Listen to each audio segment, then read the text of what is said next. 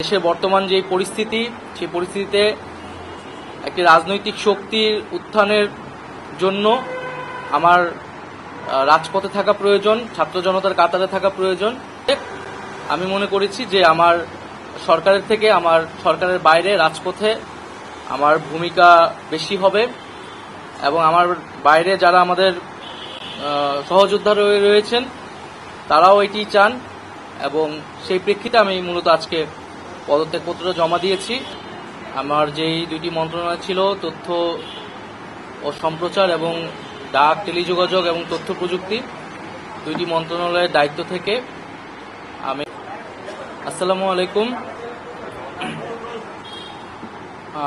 আজ দুপুর 1টার সময় আমাদের প্রধান উপদেষ্টা কার্যালয় যমুনাতে আমাদের উপদেষ্টা পরিষদের একটা অনানুষ্ঠানিক বৈঠক ছিল এবং এই বৈঠকে আমি আমার একটা ব্যক্তিগত বিষয়ে আলোচনা করেছি এবং আলোচনা সাপেক্ষে আমি প্রধান উপদেষ্টা বরাবর আমার পদত্যাগপত্র জমা দিয়েছি।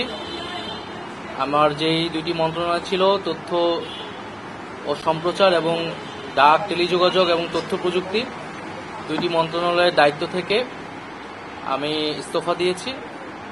এছাড়াও এই জুলাই ফাউন্ডেশন, জুলাই শহীদ স্মৃতি ফাউন্ডেশন সহ সরকারের যেই সকল কমিটিতে আমি ছিলাম, এই সকল কমিটি থেকে আমি একই সাথে ইস্তফা আমার হচ্ছে।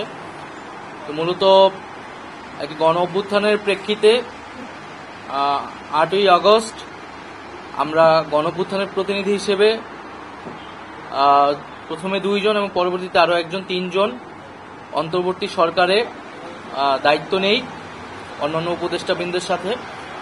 তখন দেশের জাতীয় নিরাপত্তা এবং গণ অভ্যুত্থানের আকাঙ্ক্ষা বাস্তবায়নের লক্ষ্যে আমাদের সেই সময় দায়িত্ব গ্রহণ করাটা আমাদের কাছে মনে হয়েছিল যৌক্তিক।